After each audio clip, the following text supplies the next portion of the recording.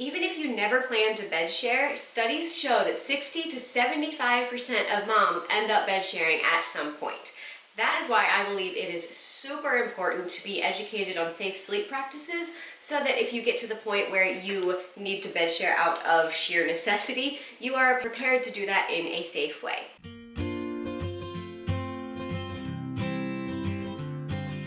Hi guys, and welcome back to my channel. If you are new, I am Merrit. I am a gentle parenting advocate and baby sleep coach.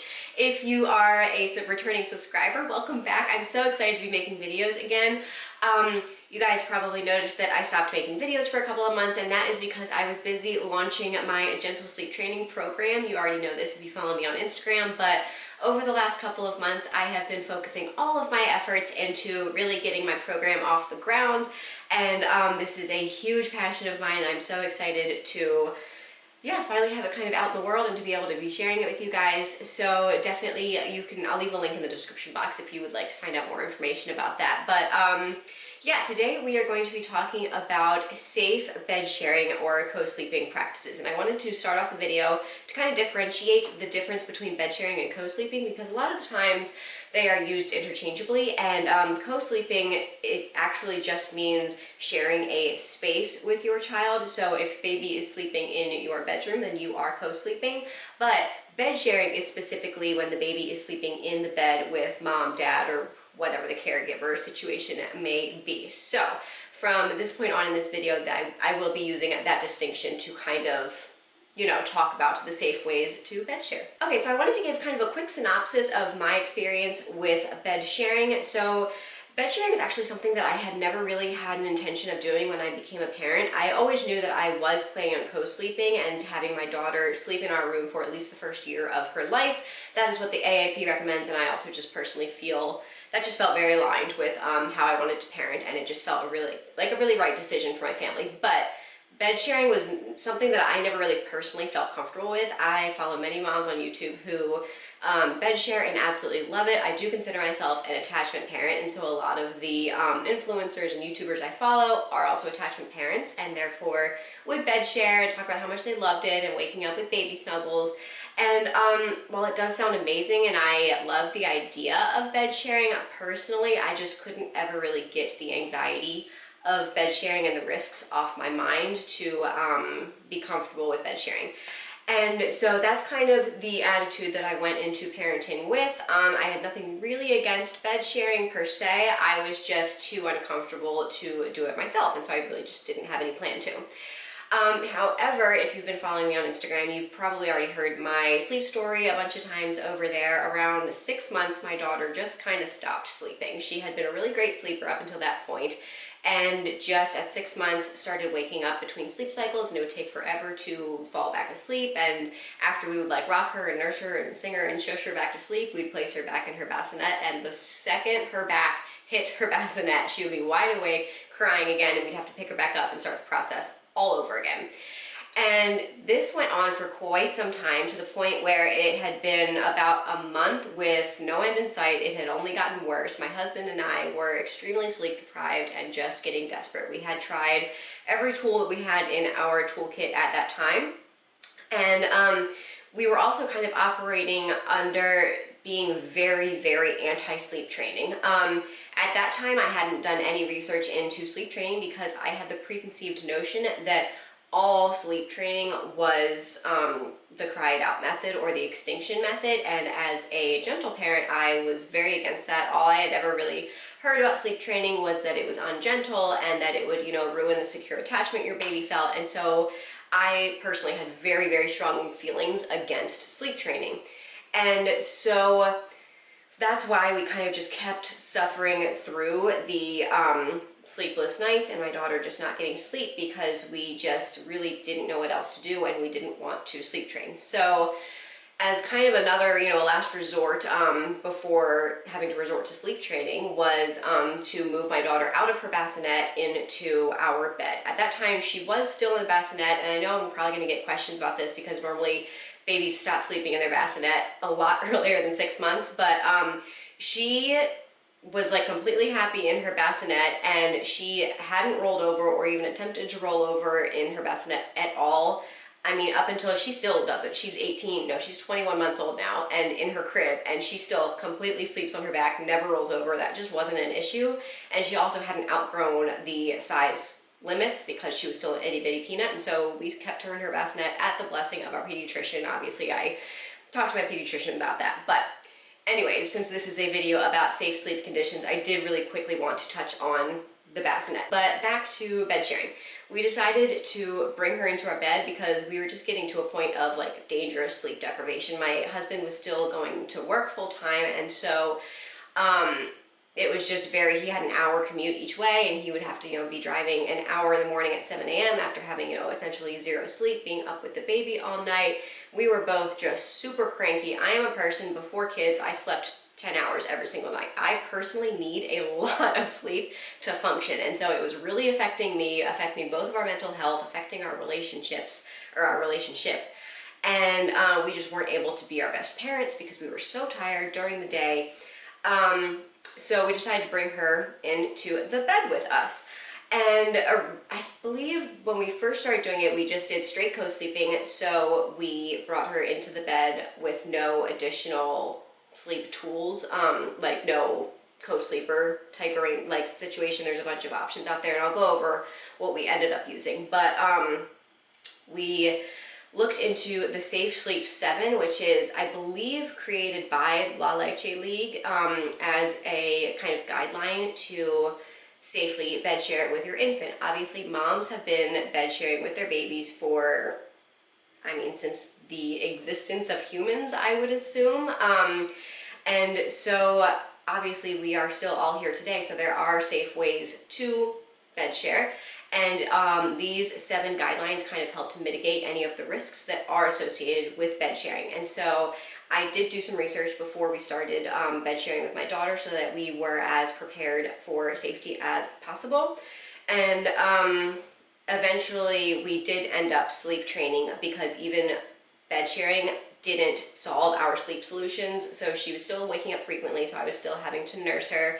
And even though she was going right back to sleep right away now, as opposed to being up for a couple hours each time, she was still waking up many, many times throughout the night. I wasn't getting good sleep because personally bed sharing was not comfortable for me, kind of sleeping in the same position all night long, it was just very uncomfortable for me. So that's why bed sharing didn't work out for us, and we ended up gently sleep training. But that is kind of my experience with bed sharing and where I am coming from. So yeah, let's get into the Safe Sleep 7, and these are the Safe Sleep guidelines that I followed for bed sharing. Okay, so the first 2 are very, very obvious, but you must be a non-smoker, and you and anyone else sleeping in your bed, so partner, husband, wife, whoever, must also be sober and unimpaired. So those are the first rules. No smoking, no drinking, no drugs.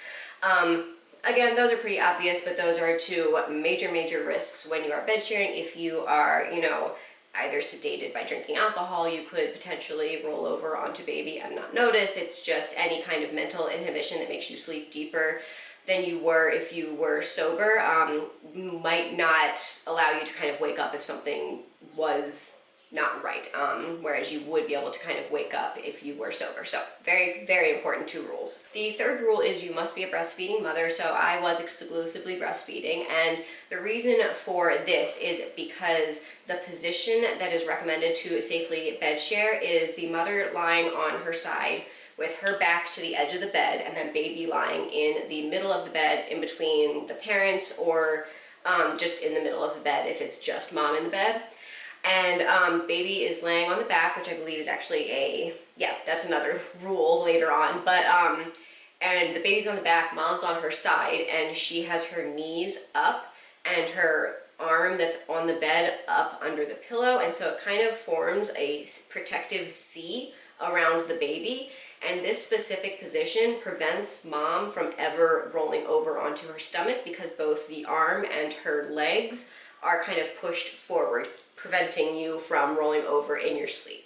And so that is why that position is recommended, and that's why breastfeeding is recommended, because baby is on his or her back at the breast throughout the night, staying kind of in that little safe area because they want to stay by the breast.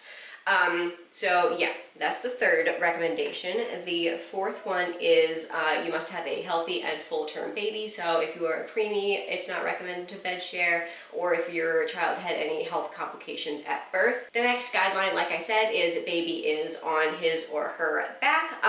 So this is a simple one. This is the same as if the baby was in the bassinet, in a crib, in your bed. Baby should always be put to sleep on their back. So the idea is that the baby's on their back with their head tilted to the side, nursing at the breast as you sleep in your protective C position. The baby should also be lightly dressed. This is another kind of overlap with safety recommendations if your baby was sleeping in their own space, so they shouldn't be overdressed. I believe the guideline is at maximum 1 additional layer to what the adult would wear. So in most babies' case, that is a swaddle or a sleep sack. So my daughter, we personally would put her in a onesie or a sleeper depending on the temperature and what kind of season it was. And then we were using the swaddle up swaddles, as well as I believe, I'm trying to remember what exactly she was in at that point, because swaddling is another thing. We used the swaddle up swaddles for quite a long time with her, because they also transitioned to ones where her arms could zip out. And I don't remember what she was in at the time, but one of those 2 swaddles was what we were using at the time.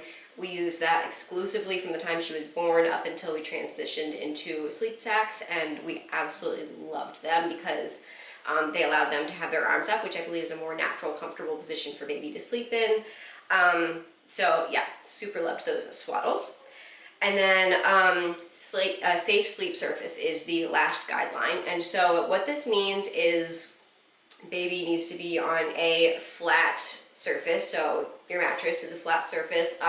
Super soft mattresses aren't recommended, or mattresses with like pillow tops or an extra like mattress pad kind of on top of your mattress. That's also not recommended. You should also have a nice and tight fitted sheet so that there's not a lot of loose extra sheets kind of floating around. And then in addition, obviously you want to have not super heavy covers on your bed. So what my husband and I kind of did was, I'm trying to remember exactly the setup, because we kind of had it so that we could still use our cover and then kind of had it go around our daughter, so it would be up around our waists. We never really pulled it up over our shoulders. And then it would kind of dip down in the middle of the bed, so it was never on top of our daughter. It was never ever on top of her. It was underneath her feet, kind of pushed down the middle of the bed that way. And that worked for us. Like I said earlier, we did actually end up using a Snuggle Me Organic because, like I was saying, just bed sharing on its own wasn't keeping her asleep. And so again, we were still very desperate at that point because everything we were trying wasn't working. So we did decide to attempt a Snuggle Me Co-Sleeper as kind of a last resort before just waving the white flag and looking into sleep training. So we got the Snuggle Me, and again with the cover, we ended up kind of just tucking it under the Snuggle Me, which I really liked because that really ensured that there was no possible way for the cover to ever be pulled up over my daughter. So I really liked that, and I did feel safe with her sleeping in the Snuggle Me because I don't know, they're just so kind of wedged in there. She really had no possible way to move. I chose that over the Dock Top for that specific reason, because she wasn't really inside the Snuggle Me, so even if her head turned to the side, the cushions of the sleeper thing were always below her, like at her shoulder level or below, whereas the Dock Top, they're kind of inside the sleeper, so if they scooched over to the side and then turned their head, they could potentially be by that bumper. But that really wasn't the case with the Snuggle Me. She was very much perched up on top of the sleeper and it hugged her in, so it was never, I don't know, I just felt much safer with that option, and so I wanted to share that.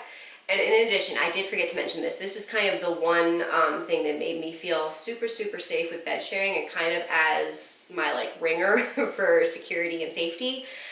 We used the Owlette Smart Sock with our daughter. We actually used that since day one, and so the fact that we did kind of have that really gave me a great peace of mind and security, knowing that I had some kind of technical backup to provide and alert me if anything dangerous was happening with my daughter. So I do highly recommend, if you are hoping to bed share but you're a little nervous about it, or if you are not hoping to bed share and kind of thinking about doing it out of desperation like my husband and I did, I would definitely recommend getting yourself an Owlette sock. I thought it was more than worth the money. Definitely wait for it to go on sale because it's frequently $100 off. So that's a very big discount, and it makes it a little more affordable at around $200. So I definitely recommend that, and we loved it. We definitely feel like we got our money's worth out of it. But yeah, I also did really quickly want to touch on the fact that I definitely would have made a couple of different decisions regarding bed sharing had I not been so severely opposed to sleep training, because I just wasn't educated on it. I definitely feel like I possibly wouldn't have bed shared at all personally, and I definitely wouldn't have opted for the Snuggle Me co-sleeper, because that is specifically against the safe sleep guidelines that I was trying to follow. But since I had assumed that all sleep training was the same as the cried out method, I really didn't know that you could gently sleep train. I wouldn't have put off doing it for so long, and which kind of pushed us into the corner of making unsafe sleep decisions. So if I could do it all over again, I would have done my research on gentle sleep training earlier, so I would have known that I did have that option, and I didn't have to feel like I was pushed into a corner and forced to do things that I personally wasn't comfortable as a mom in the name of, you know, kind of my sanity and trying to get sleep back, because sleep deprivation is no joke, and you do have to take care of yourself as a parent, because you're not any good to your child if you are not able to function because you're not getting sleep. So while having a child does come with some, you know, exhaustion and a little bit of sleep deprivation, it still should be taken seriously, and it shouldn't just kind of be completely pushed off to the side, because you need to function to be able to parent. So with that little spiel over, like I said, I just wish that I had known that you could gently sleep train your child, and so I could have looked into that myself. But that is why I'm so passionate about helping moms and dads gently sleep train their littles so that they can get the sleep that they need, while not having to risk breaking that secure attachment that their child is building, and they don't have to resort to ungentle cried out methods. So if you're going through something like I was going through and just really struggling with getting your child to get enough sleep, definitely reach out to me. I'd be more than happy to chat. The easiest place to do that is over on Instagram, and it's also a great place to follow me because I share a ton of sleep, you know, baby sleep information and tips and tricks, as well as gentle parenting content. So yeah, make sure you are following me over there. It's just at Label Me Merrit. But yeah, I hope you guys enjoyed this video and found it very helpful and informative. And I'm curious to know if, you know, what your thoughts are on bed sharing after hearing this video and kind of all the safety guidelines. Let me know in the comments below. Or if you already are a bed sharing mama, I would love to hear any safety precautions that you yourself take to, you know, feel comfortable with bed sharing, so that us other moms reading the comments can learn from it as well. So yeah, leave me a comment. Don't forget to give this video a thumbs up if you found it helpful, and I will see you guys in my next video. Bye!